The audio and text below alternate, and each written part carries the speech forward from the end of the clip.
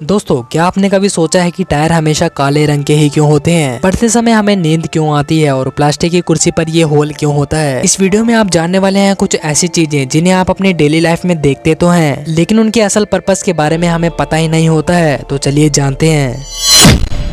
जब भी हम सेब काटकर उसे थोड़ी देर के लिए रख देते हैं तो उसका कलर लाइट ब्राउन हो जाता है, लेकिन अगर आपसे पूछा जाए ऐसा क्यों होता है तो शायद ही आप बता पाएंगे। दरअसल सेब के अंदर स्पेशल टाइप्स के कैटेचिन, पॉलीफिनोल, कैफीटेनिन एसिड पाए जाते हैं और साथ ही सेब में फिनोलेज, पॉलीफिनोल और ऑक्सीडेज जैसे प्रमुख एंजाइम भी पाए जाते हैं। जब सेब को काटा जाता है तो उसमें प्रेजेंट फिनोलेज और क्लोरोजेनिक एसिड एयर के कॉन्टेक्ट में आते ही कैटेचिन और क्लोरोजेनिक एसिड का ऑक्सीडेशन कर लेता है, जिससे सेब का रंग लाइट ब्राउन हो जाता है।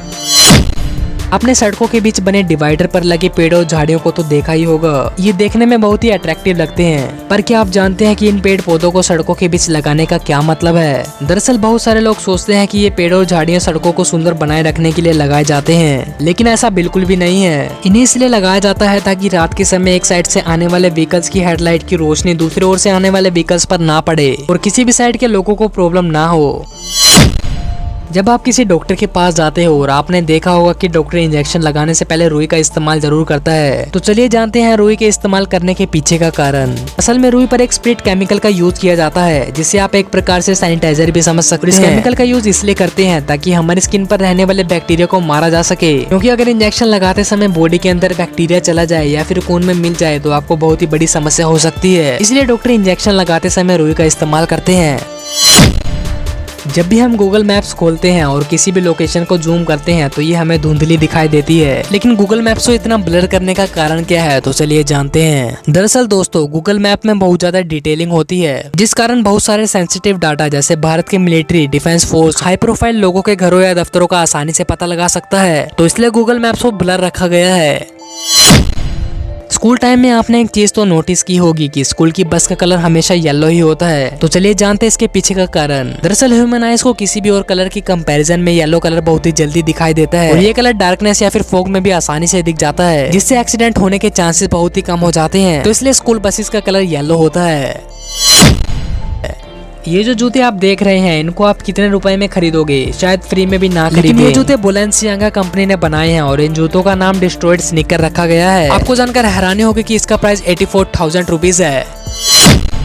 दोस्तों, आपने सड़क के किनारे ये लाइट जैसी चमकती हुई चीज तो जरूर देखी होगी, लेकिन क्या आप जानते हैं कि इसको क्या कहते हैं और ये सड़क के किनारे पर क्यों लगे होते हैं? दरअसल इनको रोड स्टड कहते हैं और ये दो प्रकार के होते हैं। पहला जिस पर लाइट पड़ती है तब चमकता है और दूसरा जिस पर सोलर पैनल लगा होता है। दरअसल ये एक इंडिकेटर यानी दर्शाने का काम करता है, जिससे रात को गाड़ियों को चलाने में आसानी हो और जिससे ये पता चलता रहे कि सड़क की चौड़ाई कहाँ तक है।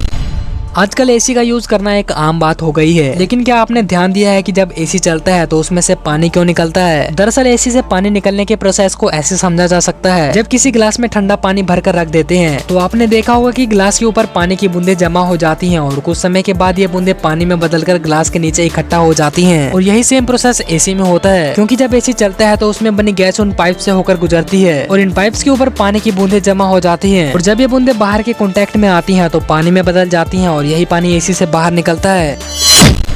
एटीएम को जॉन सेफर्ड बैरन ने बनाया था 1965 में। जब जॉन पैसे निकालने बैंक 1 मिनट की देरी से पहुंचे और बैंक बंद हो गया, तो इसके बाद उन्होंने सोचा कि क्यों ना एक ऐसी मशीन बनाई जाए जिससे 24 घंटे पैसे निकाले जा सके।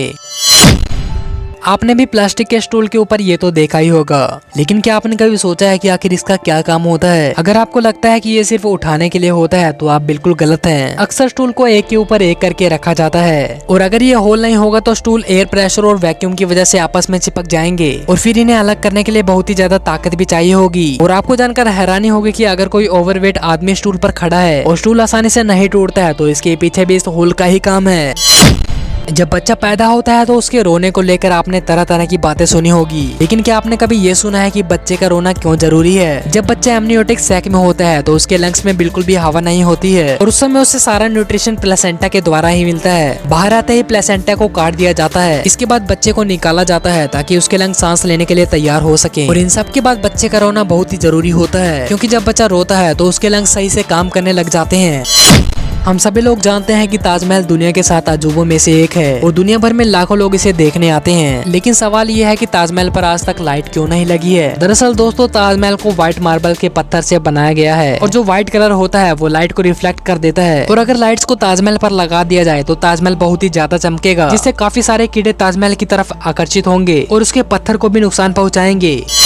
दरअसल दोस्तों, पढ़ाई करते समय नींद आना एक बहुत ही बड़ी प्रॉब्लम है। जैसे ही हम पढ़ने बैठते हैं तो नींद आने लगती है। चलिए जानते हैं इसके पीछे का रीजन क्या है। दोस्तों, हमारा जो दिमाग होता है वो रिवॉर्ड सिस्टम पर काम करता है। जब भी हम एक्साइटिंग या फिर मजेदार चीज देखते हैं या करते हैं तो हमारे ब्रेन में डोपामिन नाम का केमिकल रिलीज होता है, जिसकी वजह से हमें बहुत ज्यादा खुशी मिलती है। लेकिन पढ़ाई में कोई एक्साइटमेंट या फिर खुशी होती ही नहीं है, क्योंकि वहाँ पर आपको किताबों को खोलकर बस पढ़ना होता है, इसलिए हमें नींद आने लगती है।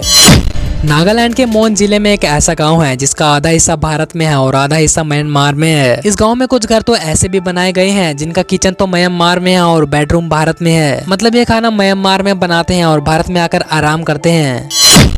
अगर किसी बच्चे का जन्म एरोप्लेन में हो तो उसे कहाँ की नागरिकता मिलेगी, क्या आपको ये पता है? इस सिचुएशन पर काफी देश कंफ्यूजन में रहते हैं, लेकिन यूनाइटेड स्टेट्स ऑफ अमेरिका इससे काफी अलग है। अगर कोई बच्चा अमेरिका की जमीन, आसमान या फिर किसी क्षेत्र में पैदा होता है तो उसे अमेरिका का ही नागरिक माना जाएगा। अमेरिका में जब फ्लाइट में कोई बच्चा पैदा होता है तो उसमें साफ तौर पर यह लिखा जाता है कि बच्चे का जन्म हवाई जहाज में हुआ है। हालांकि अगर बच्चे के माता पिता अपने मूल देश की नागरिकता चाहते हैं तो वो अपने देश वापस जाकर वहाँ के किसी भी अस्पताल से उसका जन्म प्रमाण पत्र निकलवा सकते हैं।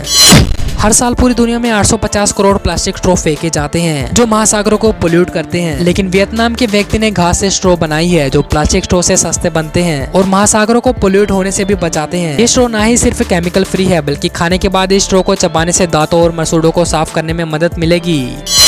आप सभी ने रोड पर चलती गाड़ियों के टायर पर कभी ना कभी तो ध्यान दिया ही होगा और आपके दिमाग में ये सवाल तो आया ही होगा कि टायर हमेशा काले ही क्यों होते हैं। इसको पीला, लाल, सफेद या फिर कोई और रंग क्यों नहीं दिया जाता। दरअसल इसको बनाते समय इसका रंग बदल जाता है और ये सलेटी से काला बन जाता है। इस प्रोसेस को वोल्कनाइजेशन कहा जाता है। आपको बता दें कि रबड़ की नेचुरल फॉर्म ज्यादा मजबूत नहीं होती है और घिसती भी बहुत जल्दी है। और अगर व्हीकल्स के टायर में रबड़ का इस्तेमाल किया जाए तो वो बहुत जल्दी ही घिस जाएंगे, इसलिए इसमें कार्बन ब्लैक मिलाया जाता है जिससे बहुत ही ज्यादा मजबूत हो जाते हैं और कार्बन ब्लैक इससे जल्दी घिसने नहीं देता है। दोस्तों, आपको ये वीडियो कैसी लगी कमेंट सेक्शन में जरूर बताइएगा और ऐसे अमेजिंग वीडियोस के लिए शेयर, सब्सक्राइब